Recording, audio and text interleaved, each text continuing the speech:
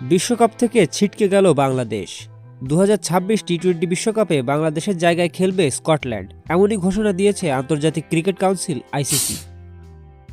আইসিসির দাবি, ভারতের মাটিতে বাংলাদেশ দলের জন্য কোনো বিশ্বাসযোগ্য বা যাচাইযোগ্য নিরাপত্তা হুমকি নেই। তাই বাংলাদেশ ক্রিকেট বোর্ড তাদের ম্যাচ শ্রীলঙ্কায় সরানোর যে অনুরোধ করেছিল তা প্রত্যাখ্যান করা হয়েছে।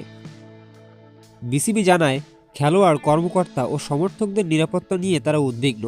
বিশেষ করে সাম্প্রতিক সময়ে বাংলাদেশিদের উপর হুমকি এবং মুস্তাফিজুর রহমানের আইপিএল থেকে বাদ পড়ার ঘটনা সেই উদ্বেগ আরও বাড়িয়েছে।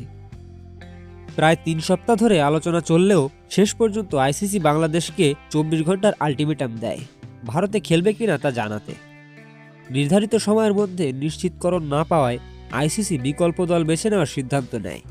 টি-20 র্যাঙ্কিংয়ে সেরা বিকল্প হওয়ায় স্কটল্যান্ডকে অন্তর্ভুক্ত করা হয়েছে।